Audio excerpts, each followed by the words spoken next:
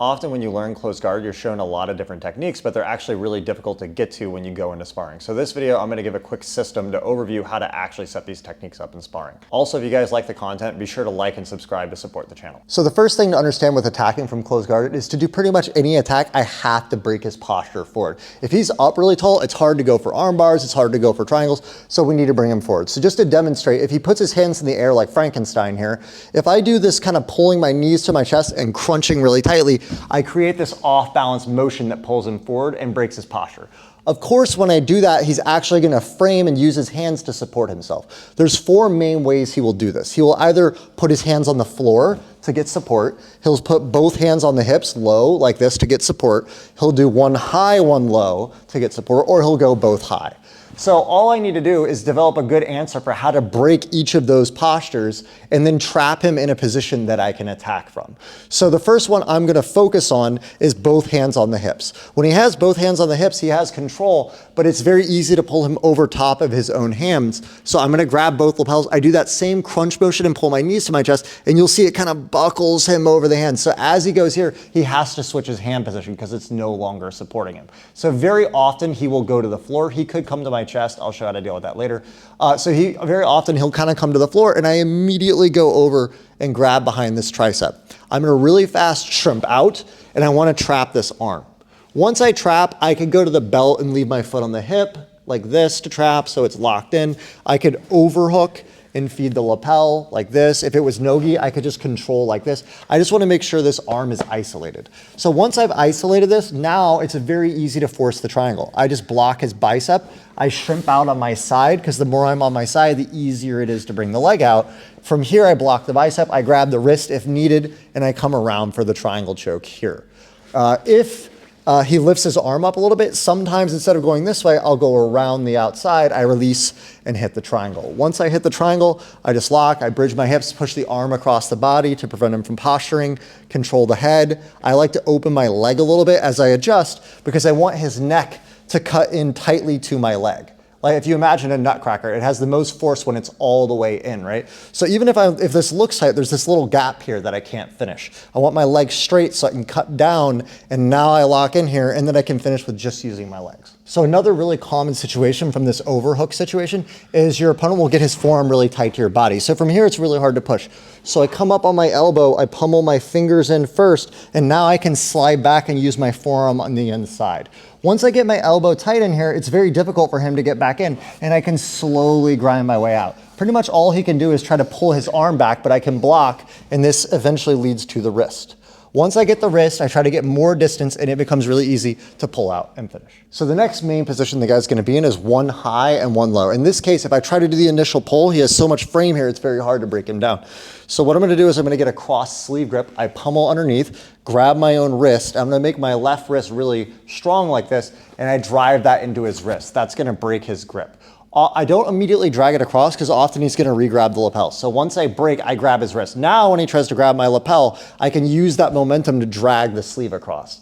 From here, I'm gonna switch my hand to the tricep first. I don't go straight to the back because he's often gonna try to pull his elbow back. So I wanna freeze this here and go ahead and pull it back. Now I shrimp out and I wanna sit up and bring my chest and my body weight behind his tricep because it locks him in position. From here, I can come over and grab the back of the armpit or the tricep area, and now he's stuck. If he doesn't respond from here, I can put my left foot on the floor and use my right elbow to pull my right leg out, and I progress to attacking the back.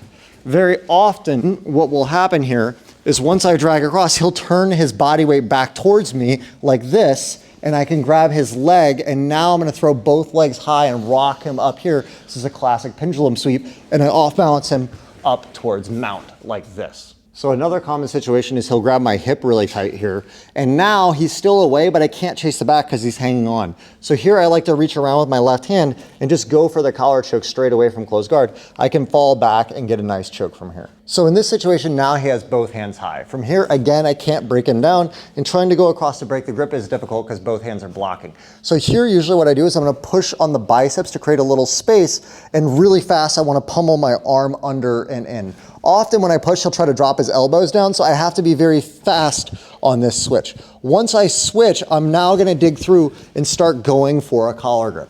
Once I get the collar grip, what I want to do is pin my right elbow to his chest really tight. If I stay like this, he's just going to re-pummel his arm underneath, and now he can push, and as I pull, it's very difficult to attack. So once I pummel underneath, I go here, I pin the elbow, now re-pummel. He cannot re-pummel, right? I'm going to use my left hand to cinch this grip up higher behind the neck. What I want to do is I loosen my legs a little and I curl my wrist so that I get the sharp part of this bone to lock around his neck like this. This makes it really tight for the choke. From here, if I get this tight grip, there's going to be a buildup of material on the side, and sometimes if I see it open, almost like a jab, I can swipe. I don't even need to go inside the gi. I catch here, I bring my chest up, and I have a really tight choke. Now, often when you're threatening this, your opponent will just have his forearm kind of sitting on your chest like this. So I'm going to use my hand behind the elbow, bridge, and try to bring his elbow to about my belly button. Once I get the elbow to the belly button, I'm going to unlock my legs. I jump my hips up and lock over his shoulder. So it's like I'm reclosing my guard with my one leg over top of the shoulder here. Now I close my feet here, I squeeze my knees together, and I clamp my feet down tightly. This controls his posture without even me having to use my arms, so it makes it easier to switch to the arm bar. So I'm here like this, I go high, I close tightly. Now I'm going to take my left hand and I go push his head away, and as soon as I unlock, I switch my leg over the head, and now I don't want my legs here. I want it aimed over the head because it breaks his posture. From here, I squeeze my knees, control the wrist, and I can finish the armbar. So the next situation is your opponent's going to be leaning back so far and breaking grips, so you can't even initiate your grips to pull him forward. So from here, what I'm going to do is I'm going to rock and come up on my left elbow, and I'm going to start to threaten a hip bump sweep. If I get the sweep, what's going to happen is as I drive back, he will want to post this hand. So go back. So I'm going to try to catch this beforehand. I knock him over and drive him to mount, right? So come back up. So when I'm here, he's leaning back. I come up here and I drive over. If he posts the hand early sometimes, I can just grab the head, bring this around, and I drop back for a triangle choke as well. But very often what will happen is as soon as you drive up, you start to drive up, he's going to drive back into you. And that puts me back down on the ground. And now again, right here, I could immediately start trying to isolate this overhook and attack from here. So the main idea is, like, I showed you guys a different attack and finishing sequence from each kind of posture control he can do. But the reality is you can mix them, right? I don't have to just do one. So like I could, if he puts both hands low, I could pull him forward and break him forward, and then he could put his forearm on my chest, and then I could start locking to high guard, right? If he goes two high, one low, I could break here like this, and then now I can pummel around this and start setting up an overhook, right? But the three that I showed, I think, are the easiest to implement immediately in those situations, but of course try to mix them up. So the main lesson from this, outside of all the techniques, if you guys are newer to jiu-jitsu, is understand the most important thing. It's not the techniques that you know, it's the systems. It's how they connect together. No matter how good you are at an armbar, if your opponent is defending the armbar and exposing a collar choke, you need to go for a collar choke. So you need to see all of the positions together so that you can know how to combine them to make them actually work. All right, guys, thanks for watching the video. If you guys like the content, be sure to like and subscribe to help support the channel.